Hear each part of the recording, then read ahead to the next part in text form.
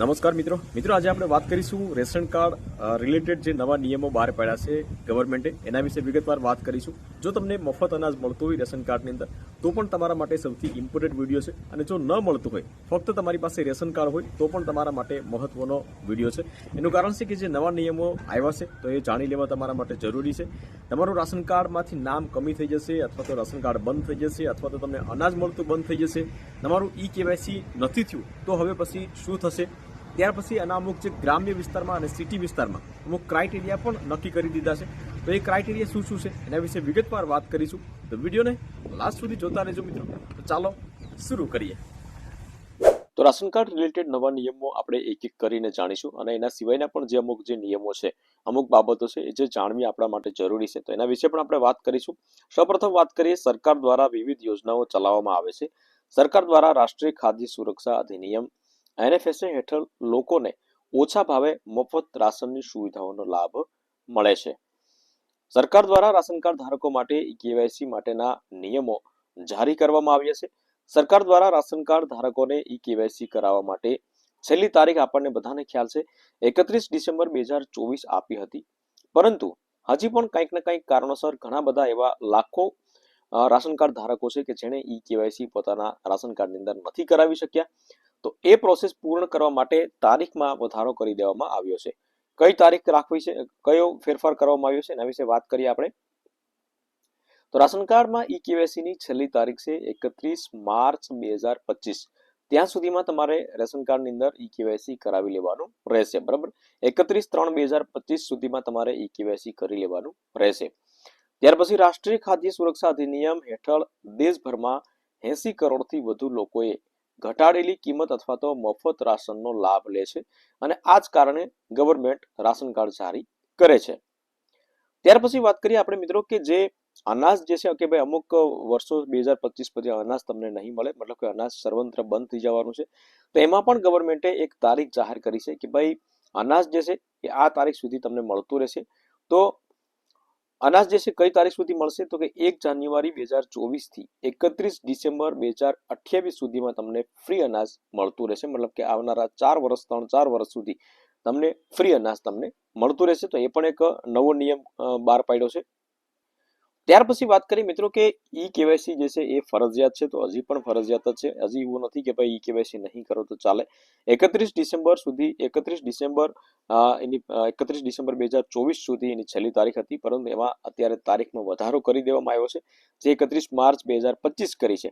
પરંતુ 31 ડિસેમ્બર પછી પણ જો KYC તમે હજી સુધી નથી કરાવી શક્યા તો તમારું અનાજ જે છે એ બંધ નહીં થાય. અનાજ તમારું ચાલુ રહેશે, પરંતુ તમારે 31 માર્ચ 2025 સુધીમાં KYC કરાવવું જરૂરી છે. પરંતુ 31 માર્ચ 2025 હોઈ જશે, બરાબર ને, તેમ છતાં પણ તમે KYC નહીં કરાવો તો પછી તમને અનાજ કાયમી માટે તમારું જે રાશન કાર્ડની અંદર મળે છે તો એ બંધ થઈ જશે. અને ત્યાર પછી ગવર્મેન્ટે એવી રીતના જાહેરાત કરી છે કે ત્યાર પછી જો તમારે અનાજ શરૂ કરાવવું હશે તો તમારે KYC તો કમ્પલસરી કરવું જ પડશે સૌ પ્રથમ.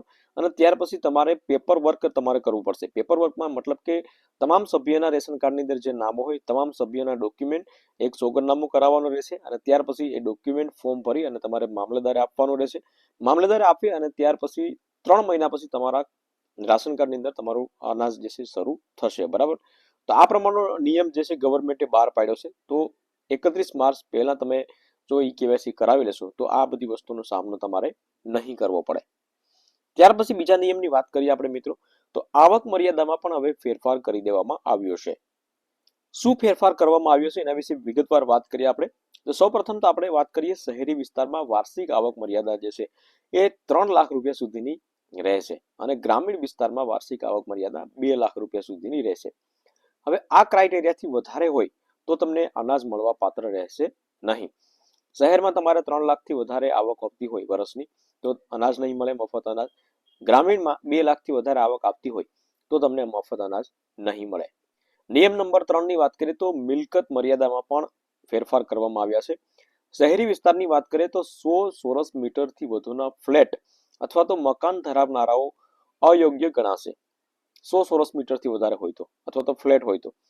ગ્રામીણ વિસ્તારમાં 100 ચોરસ મીટર કરતા મોટા પ્લોટ ધરાવતા હોય તો એ અયોગ્ય ગણાશે. ત્યાર પછી વાહન માલિકી પણ એમાં આવરી લેવામાં આવી છે. શહેરી વિસ્તારમાં તમારી પાસે 4 વ્હીલ હોય તો 4 વ્હીલ હોય તો પણ તમને મફત અનાજ નહીં મળે. ગ્રામીણ વિસ્તારમાં ટ્રેક્ટર હોય અથવા તો 4 વ્હીલ હોય, બરાબર, બેમાંથી એક હોય તો પણ તમને અનાજ નહીં મળી શકે. ત્યાર પછી વાત કરીએ આપણે મિત્રો કે ભારતના મુખ્યત્વે કેટલા પ્રકારના રેશન કાર્ડ છે. આપણે ઘણી વખત પ્રશ્ન થતો હોય છે કે રેશન કાર્ડ તો છે પણ કેટલા પ્રકાર હોય છે એના. તો રેશન કાર્ડની અંદર હું તમને જણાવી દઉં મિત્રો કે રેશન કાર્ડ છે 3 પ્રકારના હોય છે. એમાં પહેલો પ્રકાર છે અંત્યોદય અન્ન યોજના, મતલબ કે AAY કાર્ડ. આ સૌથી ગરીબ પરિસ્થિતિ જે લોકો હોય એની પાસે અંત્યોદય અન્ન યોજનાનું કાર્ડ હોય છે અને એમાં આપણે બધાને ખ્યાલ છે કે એમાં સૌથી વધારે અનાજ મળે છે. ત્યાર પછી વાત કરીએ priority house hold PHS card. આ ગરીબી રેખા નીચે પરિવારો માટે છે, મતલબ કે સાવ ગરીબ પણ નહીં ને તવંગર પણ નહીં, વચ્ચેની મિડલ ફેમિલી હોય એના માટે છે. નોન પ્રાયોરિટી ફેમિલીઝ મતલબ કે NPHS કાર્ડ.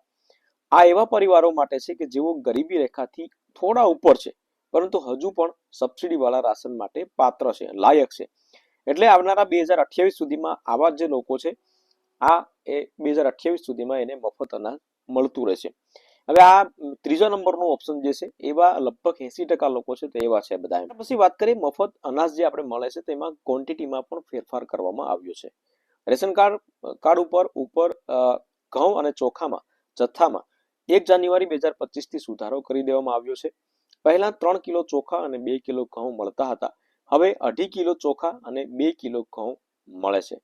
આ રીતે ચોખાના જથ્થામાં 1/2 કિલો ચોખા જે છે ઘટાડો કરી દેવામાં આવ્યો છે. ત્યાર પછી વાત કરીએ અંત્યોદયના કાર્ડ ધારકો જે છે તો એમાં પણ થોડો 35 કિલો અનાજ મળે છે, પરંતુ ઘઉં અને ચોખાની જે માત્રા જે છે તેમાં ફેરફાર કરી દેવામાં આવ્યો છે. શું ફેરફાર કરવામાં આવ્યો છે તો કે પહેલા 14 કિલો ઘઉં મળતા હતા અને 21 કિલો ચોખા મળતા હતા, આમ કરી અને 35 કિલો અનાજ મળતું હતું, પરંતુ હવે 18 કિલો ચોખા મળશે અને 17 કિલો ઘઉં મળશે. આમ મળી અને તમારે 35 કિલો તમને અનાજ મળવા પાત્ર રહેશે.